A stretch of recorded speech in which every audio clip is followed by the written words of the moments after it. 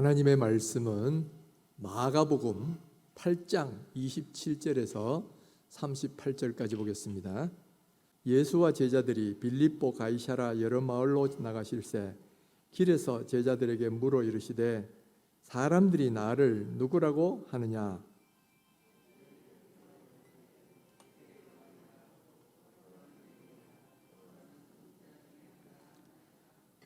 또 물으시되 너희는 나를 누구라 하느냐? 베드로가 대답하여 이르되 주는 그리스도시니이다 하매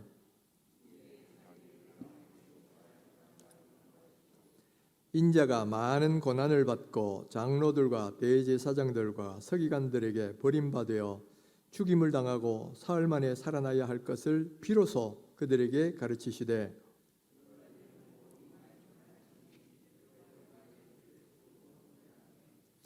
예수께서 돌이키사 제자들을 보시며 베드로를 꾸짖어 이르시되 사탄아 내 뒤로 물러가라. 내가 하나님의 일을 생각하지 아니하고 도리어 사람의 일을 생각하는도다 하시고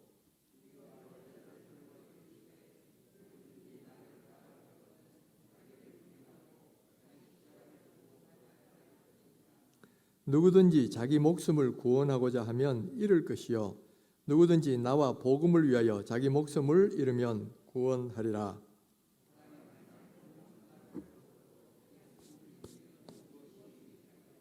사람이 무엇을 주고 자기 목숨과 바꾸겠느냐?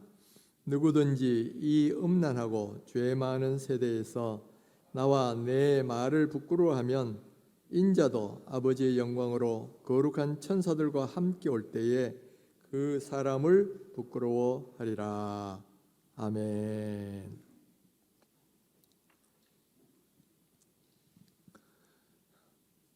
요즘 내년도에 있을 대통령 선거 때문에 여당이나 야당이나 대통령 후보를 선출하기 위해서 아주 뜨거운 열기가 진행되고 있습니다. 그러다 보니까 서서히 우열도 드러나는데 유로 간 후보 진영에는 수많은 사람들이 몰려들고 있지요.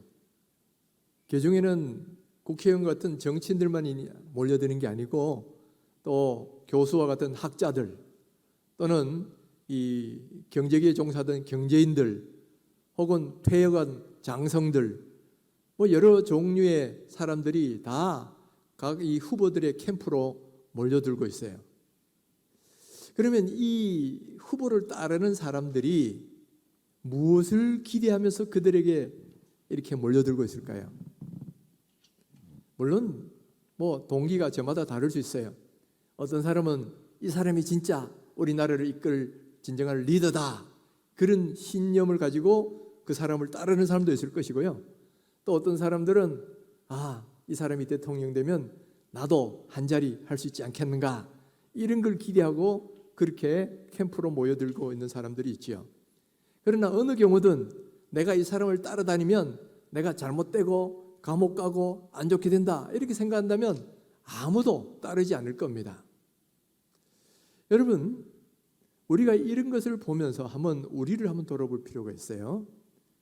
예수님을 따르는 우리는 과연 무엇을 기대하고 예수님을 따르고 있느냐라는 거예요. 우리 모두는 예수님을 따를 때는 다 저마다 기대하는 바가 있어요. 원하는 바가 있다 이 말이에요. 그런데 이 우리가 원하는 내용이 예수님이 주시고자 하는 것하고 다르다면 그러면 뭔가 신앙에 문제가 있는 거예요. 신앙생활에 뭔가 잘못된 것이 있다는 말이죠. 그러니까 우리는 이 예수님이 원하시는 것하고 내가 기대하는 것이 서로 맞아야 되는 거예요. 아니 내가 맞춰야 된다는 거죠. 그런데 여러분 살다 보면 그렇지 않는 경우가 너무 많아요. 예수님이 우리에게 주고 싶어하고 우리에게 바라는 바가 있는데 우리는 그것과는 엉뚱한 거 이런 걸 기대하고 바라고 예수님께 나오는 그런 사람들이 많다는 거죠. 바로 이런 것은 오늘날 우리 가운데도 있고 불행하게도 예수님 시대에 예수님을 따르는 제자들 가운데도 있었다는 이야기예요. 어느 날 예수님께서 빌립보 가이사랴라는 동네를 이 제자들과 함께 지나시게 되는 거예요. 그러면서 갑자기 제자들 향하여 사람들이 나를 누구라고 하더냐 하고 질문하십니다. 이 질문을 이 마을에 사신 것에는 아마 이유가 있는 것 같아요. 원래 이 빌립보 가이사라는 동네는 이스라엘에서도 제일 북쪽에 있는 마을입니다.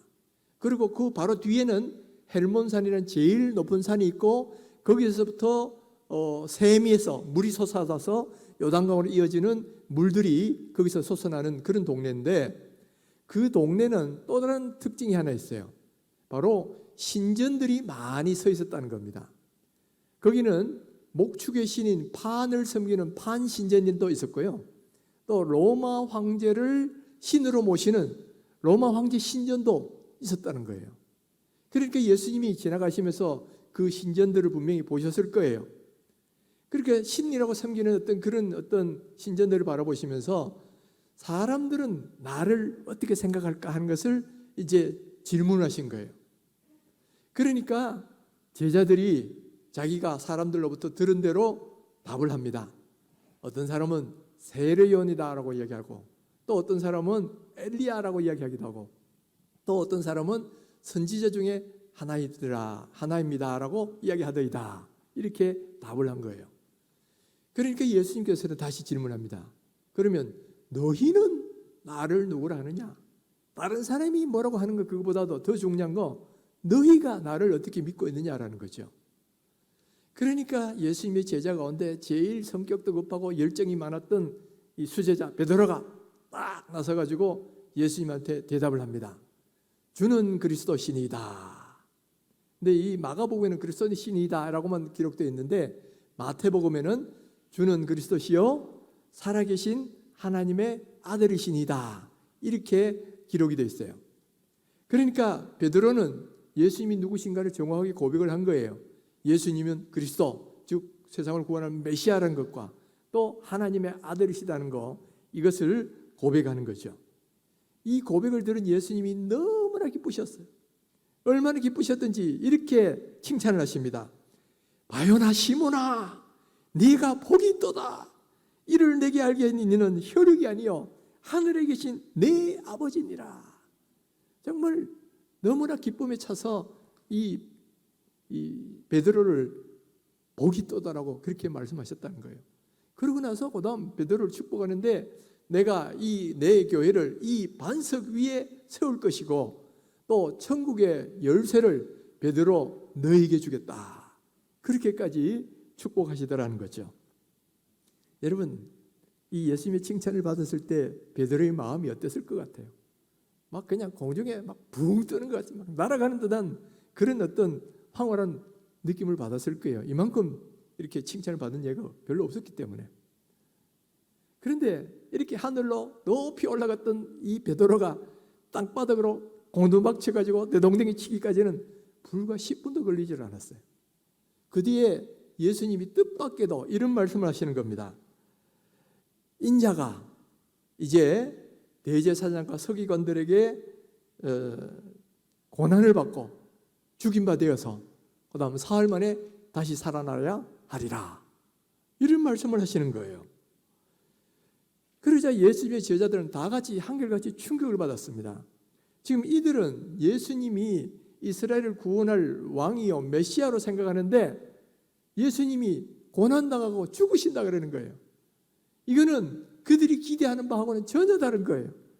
그러니까 도저히 이 받아들일 수가 없는 겁니다. 그러니까 이번에도 다시 베드로가 나섭니다.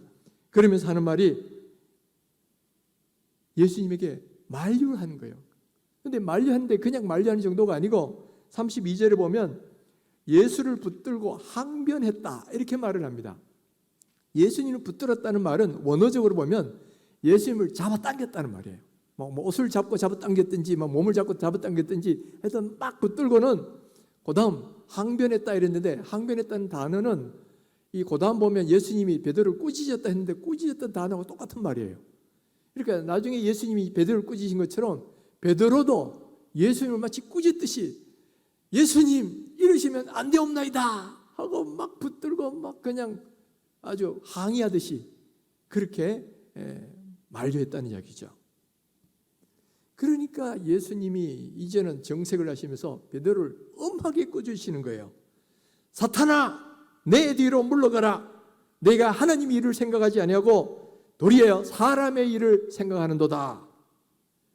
지금 조금 전에 베드로는 예수님이 누구신가 고백했을 때는 완전히 그냥 하늘의 열쇠까지 받는 그런 칭찬을 받았는데 갑자기 지금은 뭐예요? 사탄이라고까지 책망을 받고 있는 거예요. 물론 이 말은 베드로가 사탄이 됐다는 말이 아니고 베드로 속의 역사는 사탄이 있다는 이야기죠. 그 사탄을 책망한 거예요. 사탄아 물러가라. 그런데 우리가 이것을 보면 이 누구든지 선자는 넘어질까 조심하라. 이 말씀을 우리가 생각나게 만드는 그런 대목이에요. 베드로가 한창 막 업돼가지고 막 이러다가 안 됩니다 했다가 어떻게 돼요? 저 밑바닥으로 떨어졌잖아요. 여러분 우리도 칭찬받고 잘 나갈 때가 위험할 때예요. 그럴 때 교만하거나 우쭐해가지고 막 그러다가는 꼭 이처럼 넘어지게 된다는 거예요. 그러니까 여러분 잘 나갈 때일수록 또 칭찬받고 막 이렇게 떠받침 받을 때일수록 넘어질까 주의하셔야 돼요. 그때가 아주 위험한 순간이다. 베드로가 보여주잖아요. 자, 그러면 예수님께서는 왜 베드로를 꾸짖으셨을까 하는 거예요.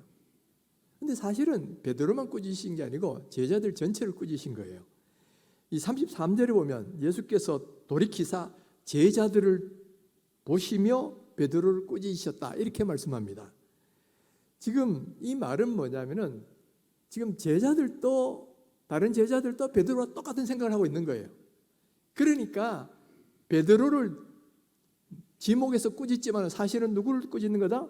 제자들 전체를 꾸짖는 거예요. 너희들이 하나님의 일을 생각하지 않고 사람의 일을 생각한도다. 바로 이걸 꾸짖고 있다는 거예요. 자, 지금 제자들은 뭘 생각하고 있습니까? 그들은 예수님이 메시아다, 그리스도라고 생각하는 자는 옳았어요.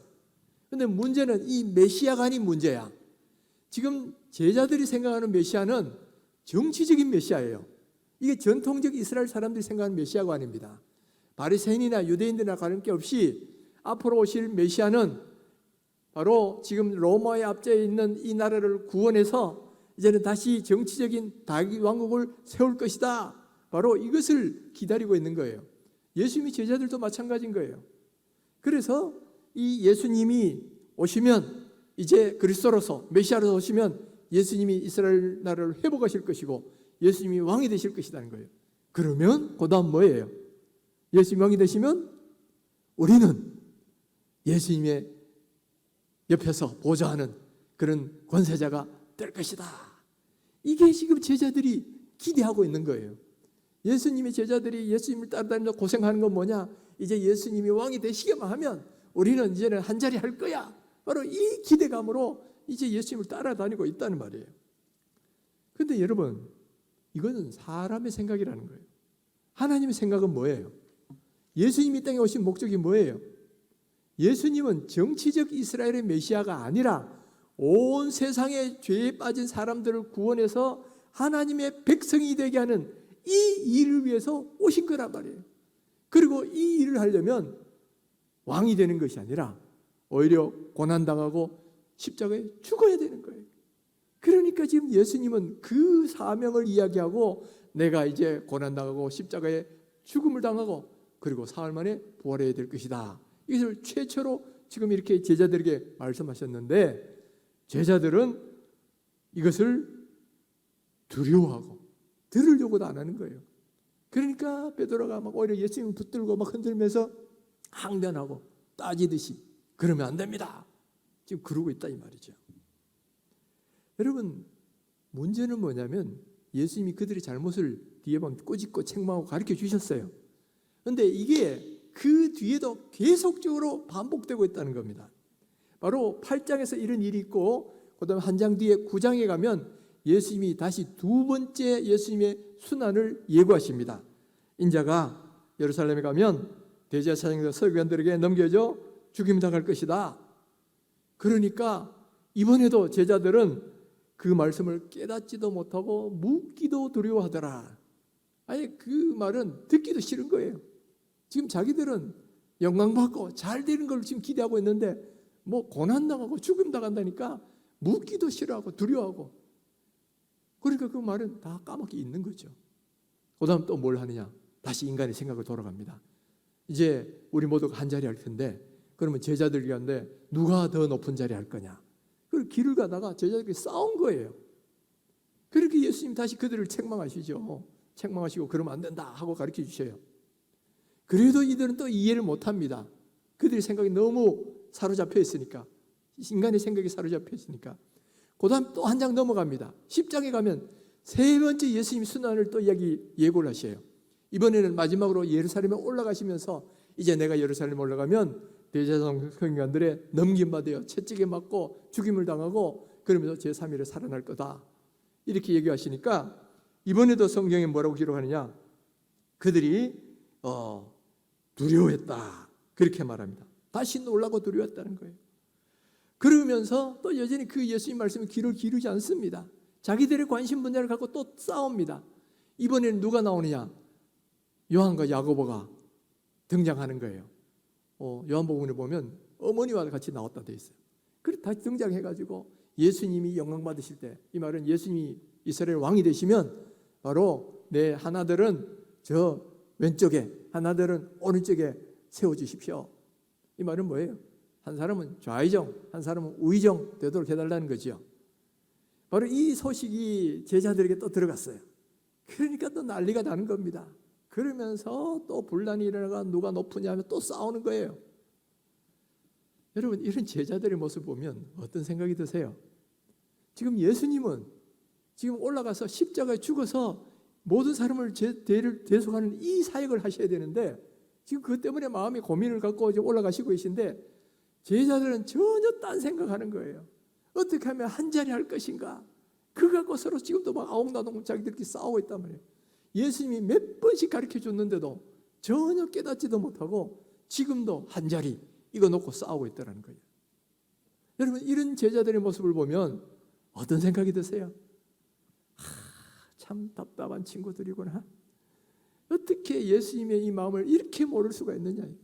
예수님은 이렇게 하나님의 사역, 구원 사역을 하기 위해서 죽으리고 가시는데도 이 제자들은 한 자리만 차지하고 그것만 생각하고 서로 다투고 있으니 얼마나 예수님 보시기에 갑갑하시겠어요. 우리가 봐도 그런데. 근데 문제는 말이에요, 우리가 이렇게 제3자로 제자들을 볼 때는 참 답답하구나 이런 생각이 들죠. 근데 문제는 오늘 우리들 가운데도 이와 같은 제자의 모습들이 들어있다는 거예요. 오늘 우리들 가운데도 하나님의 일을 생각하지 않고 사람의 일을 생각하는 사람이 있어요. 그래서 고난받고 십자가 지는 건 생각 안 하고 어떻게 하면 영광받고 한 자리 해볼까 하는 이런 생각으로 사로잡혀 있다는 거죠. 그래서 지금 예수님을 믿으러 이 자리에 나와 있는데, 우리들이 이 자리에 나와서 예수님께 기대하는 게 뭐예요? 예수님 주시기라는 영원한 생명, 하늘나라 상급 이런 것보다는 뭐에 더 관심이 있습니까? 지금 당장 눈앞에 잘 먹고 잘 사는 거, 돈 좀 버는 거, 우리 자녀들이 좋은 대학 들어가고 축복받는 거, 여러분 이런 데도 관심이 많잖아요. 이런 모습은 여러분 이 제자들의 모습하고 똑같은 거예요. 제가 몇 년 전에 어떤 부흥의 포스터를 본 적이 있어요. 거기 보니까 포스터 제목이 뭐냐면 만사 형통 신유 축복 대성회. 이 보니까 만사 형통하고 또 신유 병고침도 받고 또 축복도 하는 일도 축복받고 그런 성회라는 거죠. 하여튼 우리 인간들이 원하는 건 다 들어있어요. 여러분 이건 뭘 의미하느냐면 오늘날 예수님께 나오는 사람들이 뭘 기대하고 있는가 하는 것이 그대로 다 드러나는 말이에요. 우리가 오늘날 예수님께 나오고 예수님께 따르려고 할 때 기대하는 것은 저 하늘나라의 상급이나 이런 것보다는 뭐예요? 당장 눈앞에 보이는 이거 원하고 있다는 거예요. 그래서 어떻게 하면 예수 믿고 물질로도 축복받고 또 아픈 병도 낫고 또 우리 자녀들도 복받고 또 하는 일도 잘 돼가지고 출세하고 성공하고, 사실 이게 우리의 주 관심이 돼 있는 거예요. 그러니까 예수님이 제자들을 책망하신 것처럼 하나님 일을 생각하는 것이 아니라 사람의 일을, 하늘의 것을 구하는 것이 아니라 땅의 것을 구하고 있는 그런 모습이 남의 이야기가 아니고 오늘 우리의 이야기다. 여러분, 이런 모습은 예수님의 제자들만 있는 게 아니에요. 당시 예수님을 따라다녔던 수많은 무리들이 있었는데 그 무리들의 모습도 그와 같았다는 거예요. 예수님께서 베세다 들판에서 오병이 2여의 기적을 일으키셨죠.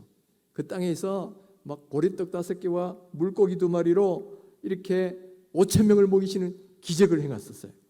그랬더니만 막 그냥 그 자리에 있는 무리들이 열광을 했습니다. 아, 옛날에 모세가 광야에서 만나와 메추라기를 먹였는데 여기에 모세와 같은 그런 위대한 사람이 나타났다는 거예요. 이 사람을 우리의 지도자 왕으로 삼자 하고 열광하고 따라다녔어요. 그런데 예수님께서는 그들이 원하는 게 뭔지 아셨단 말이에요. 그들은 영생하도록 있던 그런 영생이나 영원한 떡, 영원한 생명의 떡, 이걸 기대하는 게 아니고요, 지금 내 앞에 있는 물질의 떡, 그거 먹으려고 쫓아다니고 있다 이 말이에요.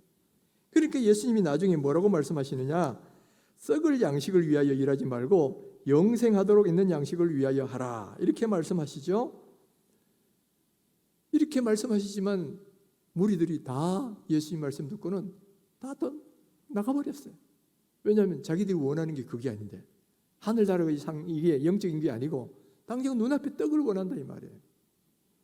여러분, 이런 무리들의 모습이나 또 한자리 하고 싶어 했던 제자들의 모습이 오늘날 여기 있는 우리들의 모습 속에서 드러난다는 거예요. 어떤 분들은 그걸 목표로 교회 나오는 분도 있고요, 어떤 분들은 예수를 제대로 믿기는 하지만은 때로는 자꾸 내 삶의 목적이 그게 되어가 있는 그런 사람들도 많이 있다는 거예요. 여러분, 그거는 사실 남의 이야기가 아니고 여기 있는 제 자신의 이야기일 수도 있어요. 저도 보면 어떤 때는 좀 제대로 하는 것 같다가도 어떤 때는 하늘의 것보다는 땅의 것에 관심이 돌아가서 자꾸 이걸 추구하고 사는 그런 모습이 저에게도 나타나고 있다 이 말이에요. 물론 예수님께서는 이 땅의 것에 대해서도 말씀하셨어요. 막 고통하고 힘들어하는 사람, 수고하고 무거운 짐져라, 다 내게로 오라, 내가 너희를 쉬게 해주겠다. 또 막 무엇을 먹을까, 무엇을 마실까, 무엇을 입을까 염려하는 사람들에게는 그거 염려하지 마, 내가 너희 다 그 문제 해결해 줄게.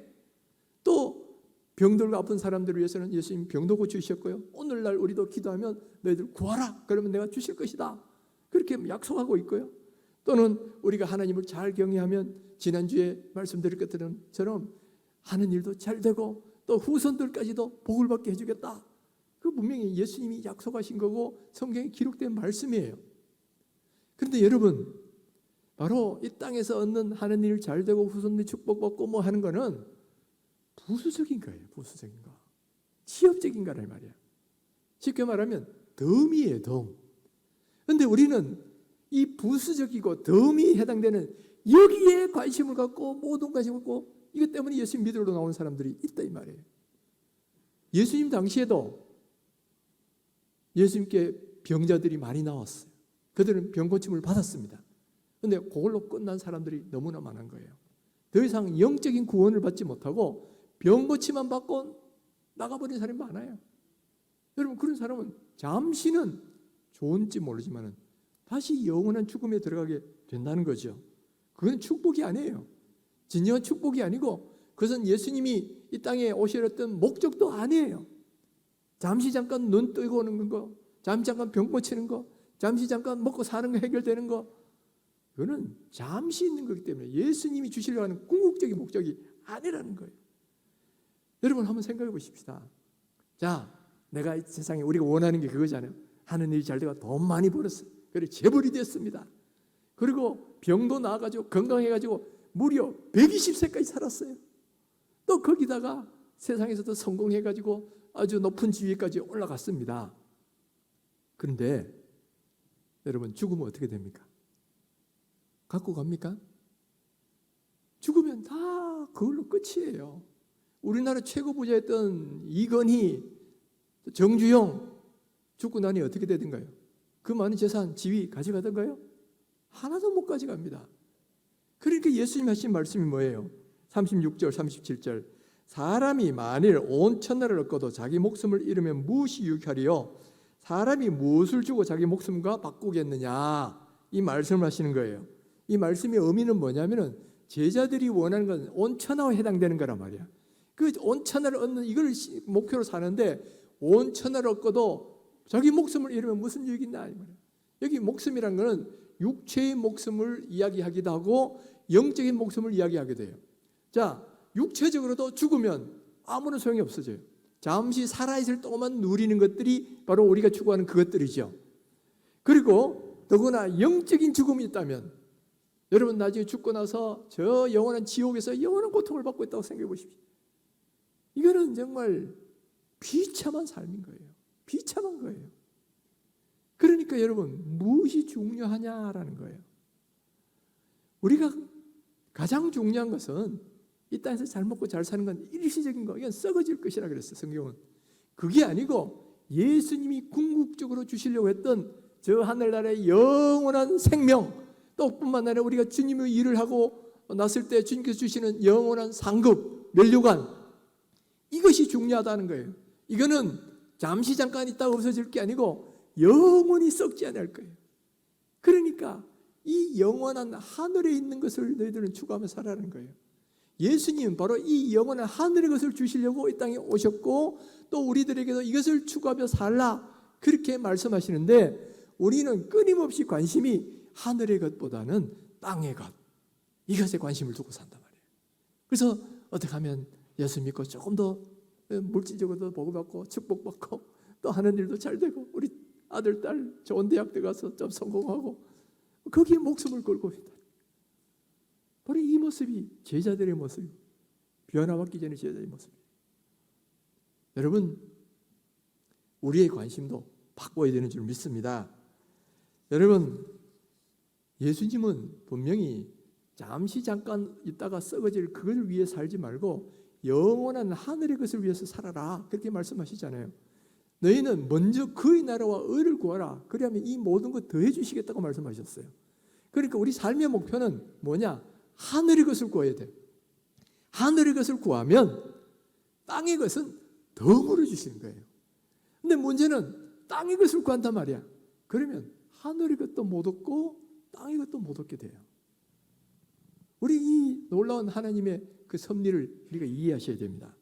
그러니까 예수님은 먼저 하늘의 것을 구하라는 거예요. 그러면 이 땅의 것도 덤으로 주실 텐데 그런데 우리는 자꾸만 덤에 더 관심이 있어.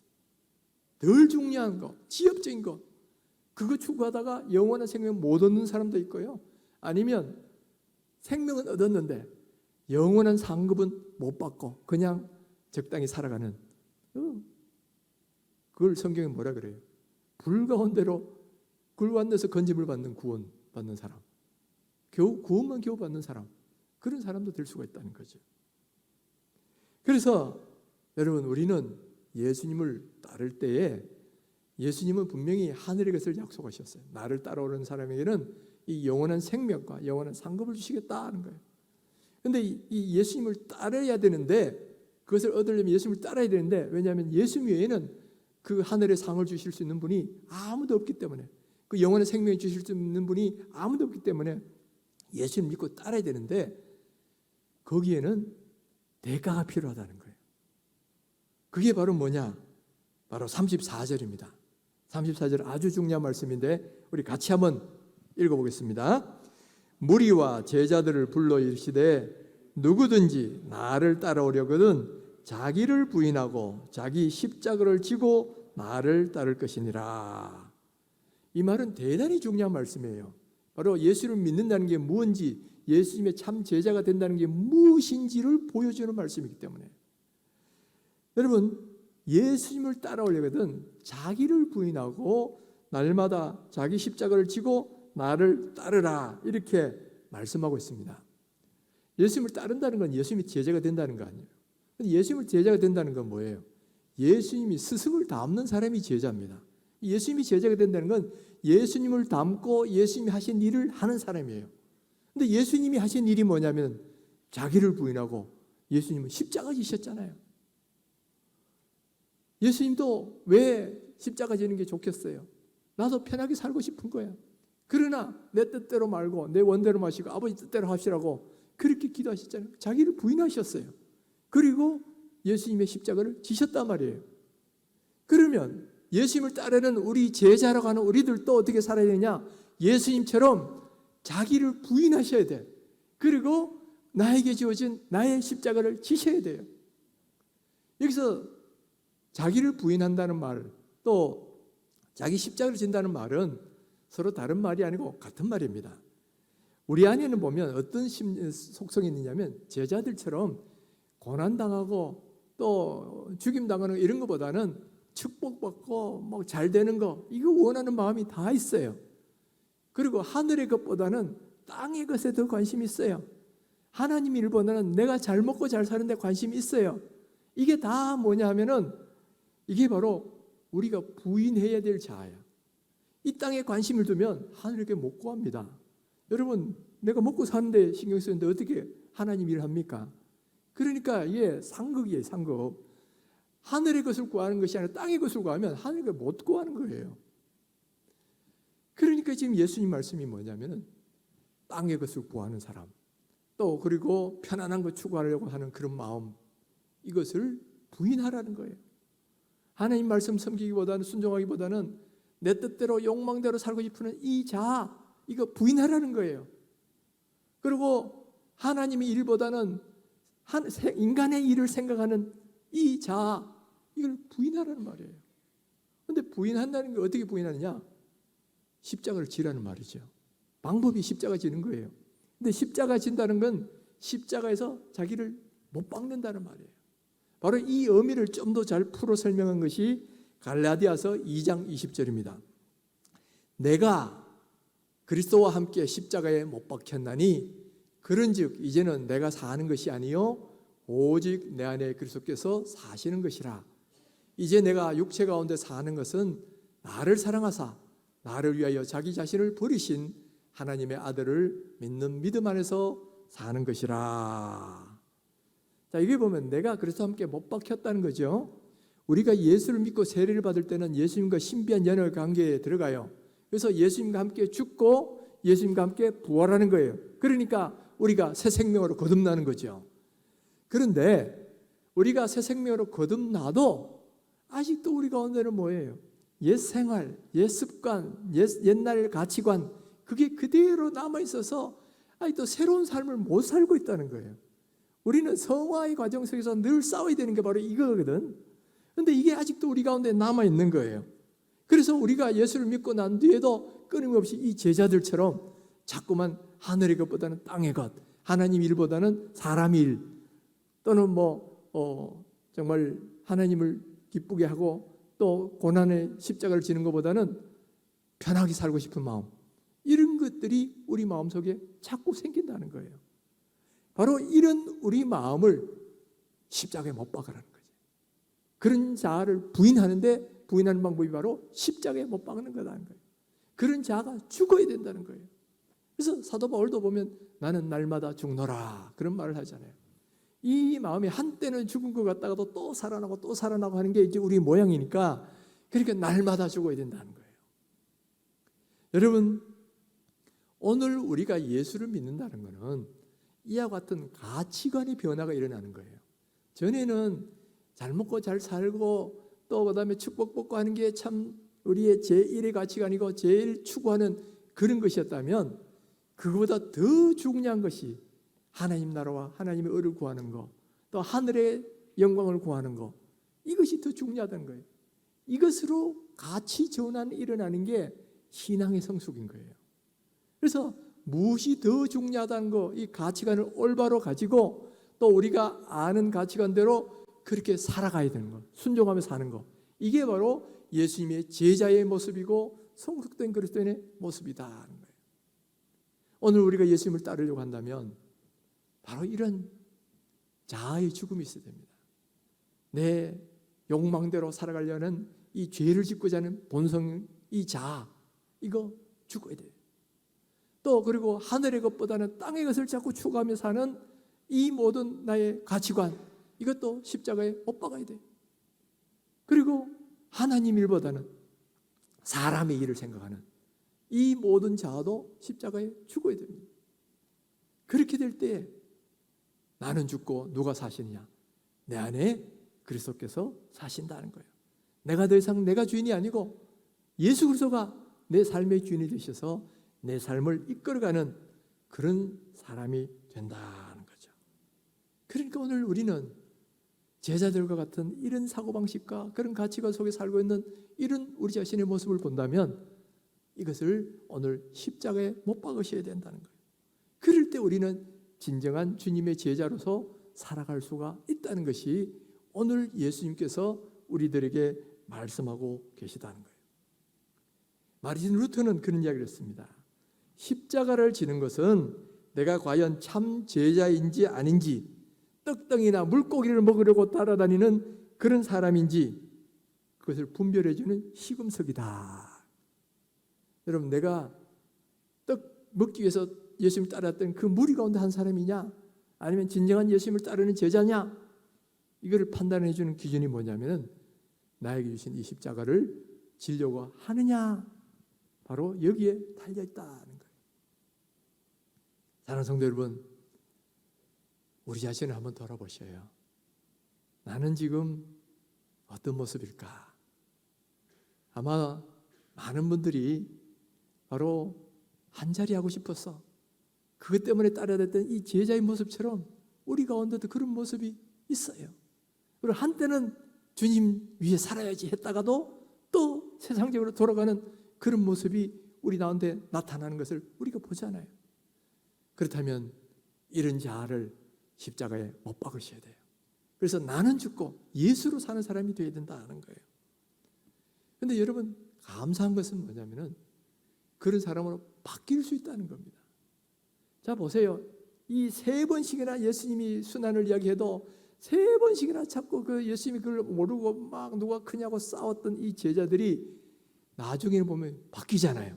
언제? 오순절에 성령의 충만을 받고 난 뒤부터는 그들이 싹 바뀝니다. 그동안 누가 크냐 이런 거 관심 갖고 살았던 사람이 이제는 주님께서 맡기신 복음 전파의 사명을 위해서 그들 인생을 헌신해요.